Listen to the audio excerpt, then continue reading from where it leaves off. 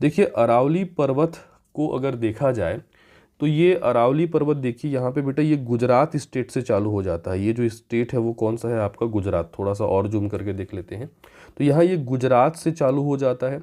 गुजरात से पूरा ये देखिए ये राजस्थान में फैला हुआ है। ये स्टेट क्या हो गया आपका? गुजरात हो गया। गुजरात के बाद ये जो आपका स्टेट है वो क्या हो गया आपका? राजस्थान हो गया। ठीक है, फिर उसके बाद गुजरात, राजस्थान, उसके बाद ऊपर जो है हरियाणा से लेकर के ये आपका यहाँ पे दिल्ली तक फैला हुआ है। ठीक है, मतलब आप ये बोल सकते हो कि जो आपका अरावली पर्वत है ये गुजरात से लेकर के दिल्ली तक फैला हुआ है। इस प्रकार का विस्तार एग्जाम में पूछा जाता है। एग्जैक्ट जगह की अगर बात की जाए तो गुजरात में यहाँ पे एक स्थान है पालनपुर। क्या नाम का स्थान है? पालनपुर। तो ये गुजरात के पालनपुर से लेकर के दिल्ली में एक स्थान है मजनू का टीला। दिल्ली में जो इसका छोर है वो है आपका मजनू का टीला। तो आपको याद रखना है कि गुजरात के पालनपुर से लेकर के ये दिल्ली में मजनू के टीले तक जो है वो आपका फैला हुआ है। अब इसको तो सामान्यतः अरावली पर्वत कहते हैं, लेकिन अलग अलग स्थानों में इसी अरावली पर्वत को अलग अलग नामों से जो है वो आपका जाना जाता है। तो अरावली पर्वत के बहुत सारे उपनाम भी आपको याद रखने हैं। जैसे अरावली पर्वत को हर्षनाथ के नाम से भी जाना जाता है। अरावली पर्वत को जरगा पहाड़ी भी कहा जाता है। अरावली पर्वत को राजस्थान क्षेत्र में मारवाड़ भी कहते हैं। और इसी अरावली पर्वत को दिल्ली क्षेत्र में दिल्ली रिज के नाम से भी जाना जाता है। तो इसी अरावली के 4 अलग अलग नाम आपको याद रखने, ये भी एग्जाम में पूछ दिया जाता है। चाहे आप हर्षनाथ कहिए, जरगा पहाड़ी कहिए, मारवाड़ कहिए, दिल्ली रिज कहिए, ये सभी इंडिकेट करता है किसको? अरावली पर्वत को। ठीक है, तो ये अरावली पर्वत के बारे में सिंपल सी बातें आप याद रखिए कि गुजरात के पालनपुर से लेकर के दिल्ली में मजनू के टीले तक ये फैला हुआ है। इसको हर्षनाथ, जरगा पहाड़ी, मारवाड़, दिल्ली रिज आदि नामों से जो है वो आपका जाना जाता है।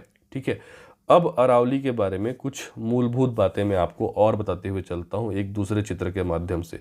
जैसे हम मान लेते हैं ये है आपका अरावली पर्वत, जो आपकी स्क्रीन पे एक रेखा दिखाई दे रही है, इसी को हम मान लेते हैं कौन सा पर्वत है? ये आपका अरावली पर्वत। ठीक है, अब इस अरावली पर्वत का विस्तार तो आप समझ चुके हैं।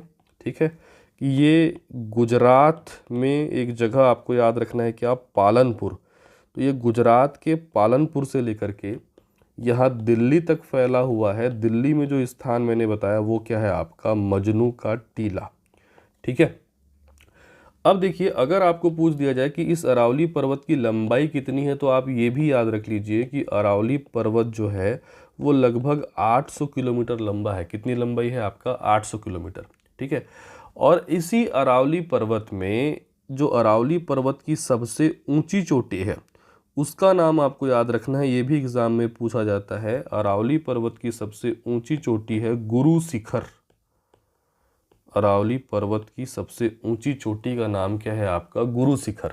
ठीक है, अब देखिए अरावली पर्वत तो गुजरात से फिर राजस्थान, उधर हरियाणा, दिल्ली तक जो है वो आपका फैला हुआ है। आप मुख्य रूप से ये याद रखिए कि ये ऊंची चोटी जो गुरु शिखर है ये कहाँ पे पड़ता है? तो ये ऊंची चोटी गुरु शिखर जो है वो राजस्थान में स्थित है।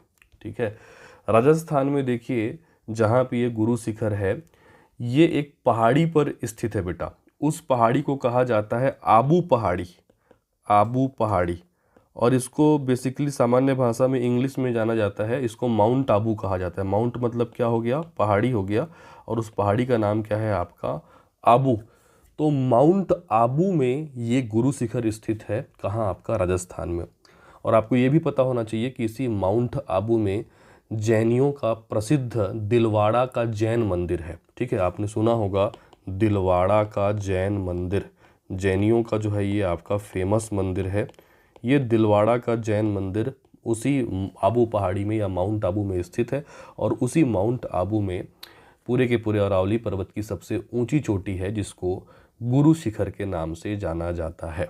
ठीक है, तो ये हो गई अरावली के बारे में कुछ सामान्य बातें। इसके अलावा अरावली के बारे में और क्या याद रखना है आपको, जो एग्ज़ाम में डायरेक्ट पूछा जाता है? इसके अलावा आप याद रखेंगे कि अरावली पर्वत जो है वो भारत का ही नहीं विश्व का सबसे प्राचीनतम पर्वत कहलाता है। प्री कैम्ब्रियन काल में जो है इसका निर्माण जो है वो आपका हुआ था।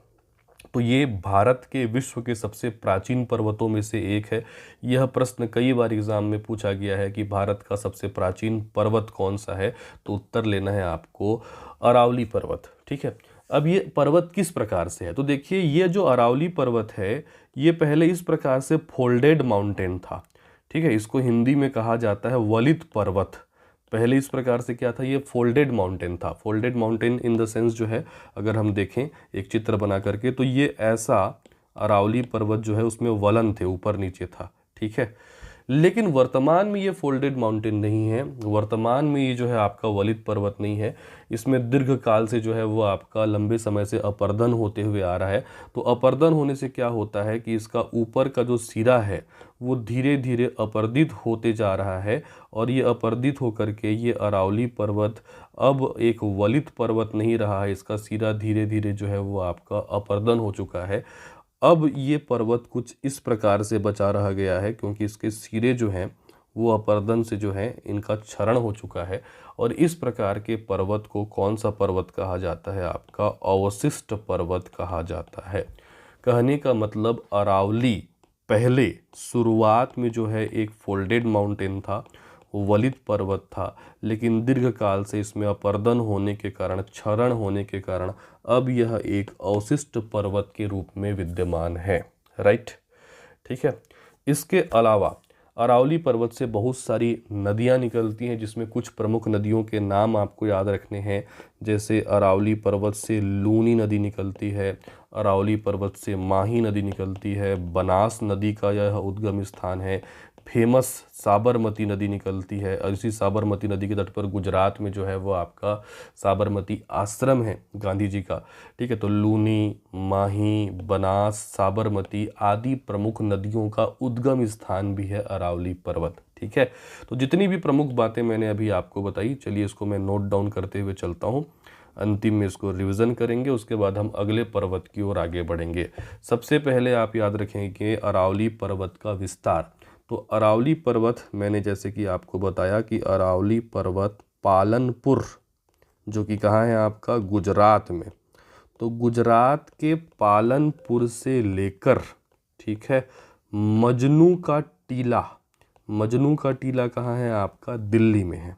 ठीक है, तो मजनू का टीला दिल्ली तक जो है ये आपका फैला हुआ है। राइट, विभिन्न प्रकार के नामों से इसको जाना जाता है। तो स्थानीय नाम भी मैंने आपको बताए थे कि अरावली को हर्षनाथ या जरगा पहाड़ी के नाम से भी जाना जाता है, या इसको मारवाड़ के नाम से भी जाना जाता है, या इसको दिल्ली रिज के नाम से भी जाना जाता है। तो अरावली के ये उपनाम भी आप साथ ही साथ याद रखते हुए चलेंगे।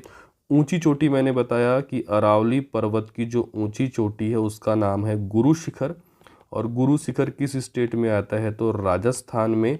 और ये किस पहाड़ी पर स्थित है, तो मैंने बताया ये माउंट आबू, आबू पहाड़ी पर स्थित है।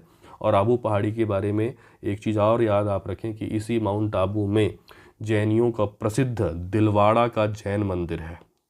इसी माउंट आबू में जैनियों का प्रसिद्ध दिलवाड़ा का जैन मंदिर जो है वो आपका स्थित है। राइट, अब कुछ विशेष बातें जो है वो आप याद रख लीजिए। विशेष बातों में मैंने आपको बताया, सबसे पहली विशेष बात याद रखो कि यह भारत का सबसे प्राचीन पर्वत कहलाता है। मैंने कहा कि प्री कैम्ब्रियन काल में इसका जो है वो आपका निर्माण था।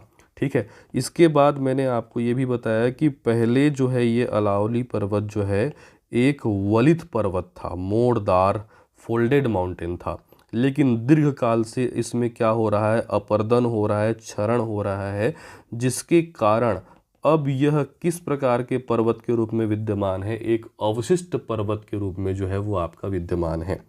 इसके अलावा यहाँ पे आपको प्रमुख नदियाँ याद रखनी है जो इस अरावली पर्वत से निकलती हैं, जैसे कि लूनी नदी, माही नदी, बनास नदी, साबरमती नदी। इन सभी नदियों का उद्गम कौन सा है, आपका अरावली पर्वत। इन नदियों के बारे में हम जो है नदी वाले चैप्टर में आगे जो है वो आपका पढ़ने वाले हैं।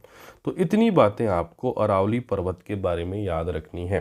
तो एक क्विक रिवीजन कर देता हूँ, फिर उसके बाद अगली पर्वत श्रृंखला की ओर हम आगे बढ़ेंगे। सबसे पहले याद रख लेना अरावली पर्वत कहाँ पे स्थित है। तो अरावली पर्वत आपका गुजरात के पालनपुर से लेकर के दिल्ली में मजनू के टीले तक फैला हुआ है। इसकी जो लंबाई है वो लगभग 800 किलोमीटर की लंबाई है। इसकी ऊंची चोटी गुरु शिखर है जो कि राजस्थान में पड़ता है, माउंट आबू में स्थित है, जहाँ पे दिलवाड़ा का प्रसिद्ध जैन मंदिर है। इसके अलावा अगर हम देखें तो पहले यह जो आपका अरावली पर्वत था वह एक फोल्डेड माउंटेन था, आपका वलित पर्वत था, लेकिन लंबे समय से हो रहे अपर्दन के कारण, क्षरण के कारण इसका ऊपरी हिस्सा अब जा चुका है, टूट चुका है। अब यह अवशिष्ट पर्वत के रूप में जो है वो आपका विद्यमान है।